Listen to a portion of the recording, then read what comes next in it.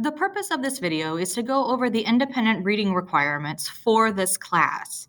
Because even though that we are partly on remote and partly in person, independent reading is still going to happen. It's still important. It's just going to look a little bit different. So before we even get started, here is why I chose not to cut independent reading despite all of the things that had to change. First, just look at that graphic. The more you read, the more words you are exposed to, the better that you get at reading, and the better that you get at other school-related things. So just from a pure math academic standpoint, independent reading is where it's at. However, this is not the only reason. I want to give you an opportunity to unplug. You're going to be spending a lot of time on a computer and on a phone and everything digital.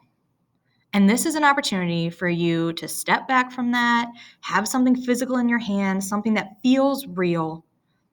And it's a low stress situation because it's one thing for the entire semester. So let's go over exactly what independent reading is going to be for this semester. There are 3 different requirements, 3 different things we're going to be doing. First, you need to read one book of your choice. I'm not going to assign it to you. You get to choose that book within reason. There's always those like, oh, okay, Cat in the Hat, done. That's not going to work. But any other type novel within reason by the end of the semester, like 15, 16, 17 weeks of time for you to finish a book. The second requirement is to do some annotation checks. And I do these instead of doing reading quizzes or accelerated reader or any of the other programs that you may have done in the past. It's 4 annotations every 2 weeks. It takes about 10 minutes total, completely doable. And then finally, you will need to complete a final project when you're done with your book or at the end of the semester, whichever comes first. So let me break down a couple of these things a little bit more. The logistics. How's it going to work? First, when are you going to read these books? In pre-COVID times, I had time set aside in class on Mondays and Thursdays for about 10 to 15 minutes per session. And everybody would play it, they would read or pretend to read their books. I would read as well. That is the time that you could do your annotations. Everything was just built into the class for you.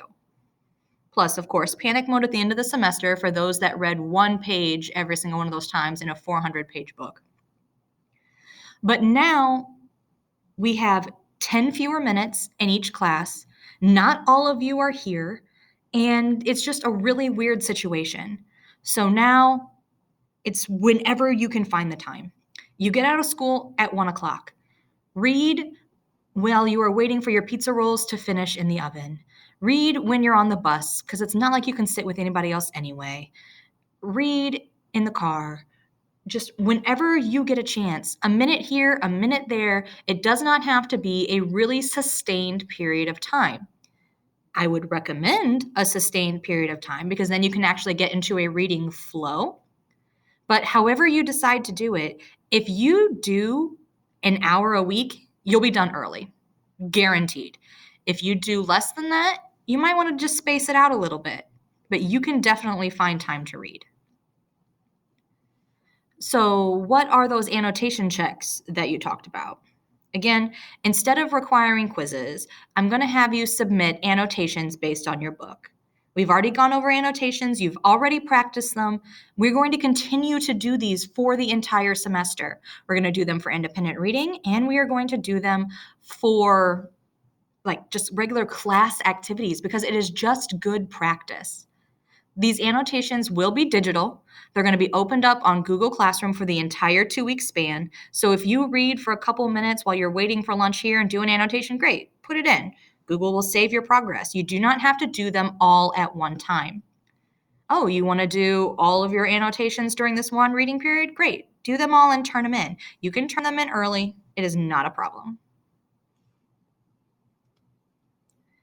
And then finally, final projects. By the end of the semester, meaning you can get it done this weekend, or you can wait, you're going to complete a creative project based on your book. There's lots of freedom in how you complete it. There's creativity involved, so you need to be ready for that. But in general, those that have actually completed a book and then gone on to do this project seem to kind of like it because there's no real set way to do it as long as you meet certain criteria. For your particular project, the project assignment sheets, rubrics, and videos kind of like this with instructions, they've already been posted on Classroom for you. So now let's get into the number one question. How can I get a book? Well, you still have a ton of options, even if you are remote. For example, look at this. You can get a book from home. You can choose something that you haven't read before. You can borrow a book from a friend. You can borrow a book from mom, grandma, neighbor, older siblings, somebody that just randomly lives down the street. Find one of those free libraries and grab a book from there. It does not have to be a book from school. It does not have to be a book from me. You can choose your book. Another option for you, if you don't have any books at home or any books that you are interested in at home, is to find a PDF online. If you search in the title of a book plus the letters PDF, you might get lucky and you might end up being able to download a PDF to your phone or to your computer. Now, most of the books that are available in PDF are outside of like copyright law. So they're older books, they're classics, they're the ones that might make you labor a little bit more whenever you're reading. But if you have a specific title that you're looking for, you might get lucky. Give it a shot. The worst that can happen is that there isn't one and it took 30 seconds out of your life. Another option for you is to use the public libraries. They're open. You have to wear your mask. You have to make sure that you are social distancing whenever you're in there, but they are open. I have linked in this presentation for you, if you look at this on Google Classroom, the websites to both the Roxana Library and the Wood River Library. If you do not have a library card, they're free. All you have to do is show that you live in that district. A driver's license, a piece of mail, anything like that can work. If you don't want to go to the public library and you are an in-person student, another option is my classroom library. If you've been in the room, you know that I have bookshelves on both sides of the room. I have over 250 books in here, actually, and they are all fair game. You want it, you can take it home. That is cool with me. But to keep everybody safe, we need to make sure that we follow a couple rules. If you handle a book and choose that book to read, do not put it back on the shelves. Put it back in the classroom book return basket that I have set up on the shelves. Books are supposed to be quarantined from 96 hours, maybe longer, depending on the situation, because paper, is kind of porous and it can have viruses and things like that. Not saying you need to freak out about paper, but we're just playing it safe. So what I would recommend doing is if you want to use a book out of my library, ask me for some recommendations. Maybe I'll throw some up on the board with some brief little synopses on what the books are about. Don't just randomly grab stuff. Now, once you choose a book, that is your book for the semester, unless you get desperate and you absolutely hate the book that you had. But if it's something that's just kind of okay, try to muscle through. Try to just use that book. It'll make everybody's lives a lot easier. And then finally, another option is to use the school library. The school library is open on a very limited basis, but there are a couple other cool things that you can do. First, you don't need a library card because your school ID is your library card.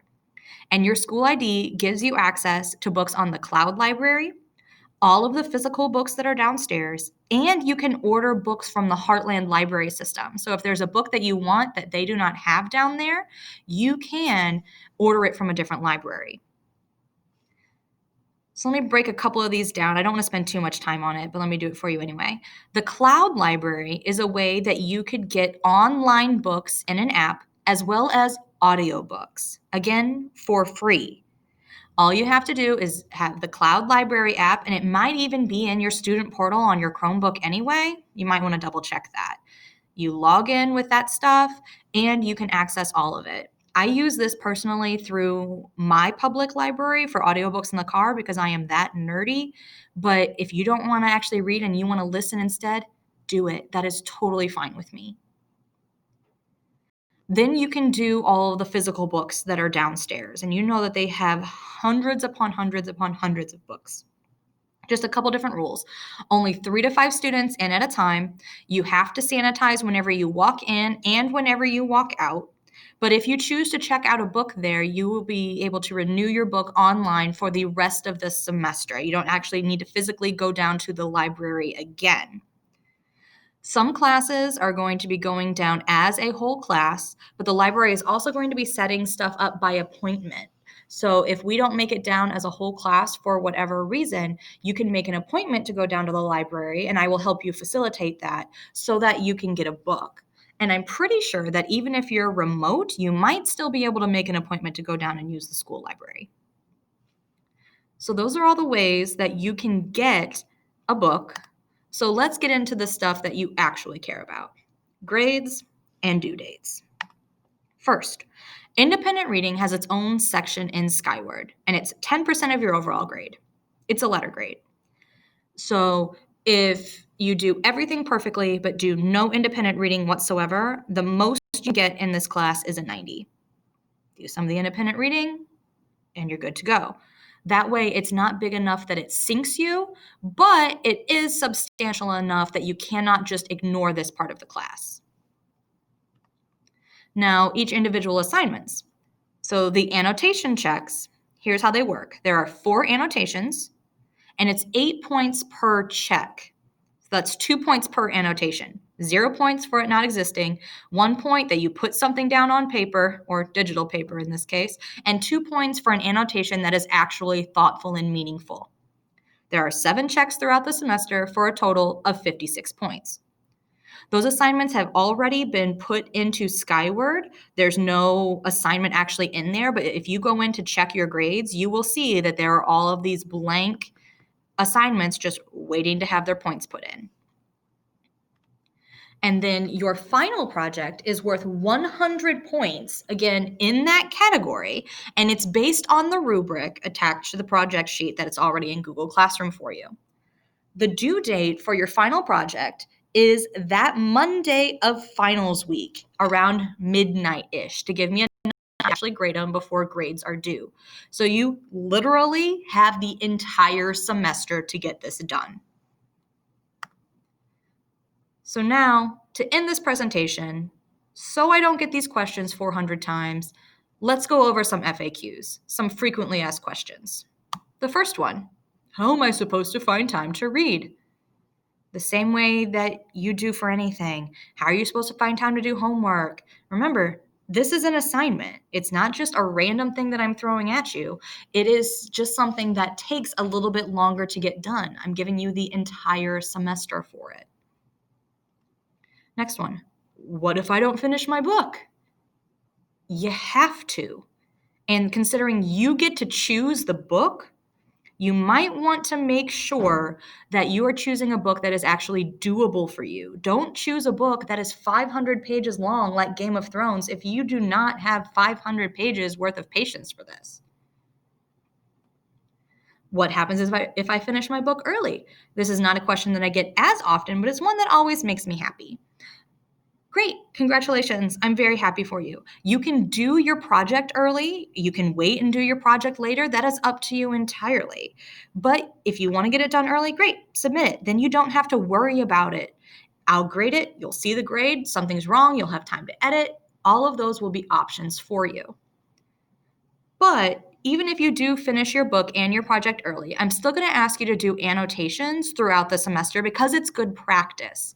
But those annotations can be on anything after your book is done. You decide you want to do it in a cookbook? Cool, sounds great. You found some good evidently it's fanfic here in my presentation, but I meant like fan fiction? Cool, do that. You want to annotate this tweet? Cool, sounds great to me. Whatever you want, as long as your initial book is done, those annotations can be on anything. Here's my favorite. Will this book work? And I love it when that question gets asked when I can't actually see the book. So my answer is, I don't know. Probably. I mean, you have free reign within reason. You can't read Dr. Seuss or Captain Underpants. You can read Percy Jackson. You can read pretty much whatever. It just cannot be a book that is assigned to you. So you can't read Monster. You can't read The Absolutely True Diary. You can't do Call of the Wild. You can't do Picket Line as your assigned books because I've already given those books to you to read. These need to be of your own choice. And if you have specific questions about a book and whether it'll work, let me know. That's what I'm here for. That's what office hours are for. Just send me an email. And then this is one that I get towards, about first quarter-ish. Where should I be in my book right now? And the real answer is, I don't know. It depends on how much time you are actually putting in to read. So, some general pieces of advice. You might want to be about halfway through by October 23rd because that is the end of first quarter. And you should be almost done by the end of Thanksgiving break because whenever we come back for after Thanksgiving break, we've got like 2.5 weeks left until everything is due and until it's finals. And if you are only halfway through, then you are setting yourself up for a major panic. But just remember, this is a time for you to relax. It is not something that you need to freak out about. There's no real set time frames. All like the annotation checks are due by midnight on those nights. The project's due at midnight. You have time to get this done. And as long as you don't forget about it, I think you will be good to go. Let me know if you have any questions.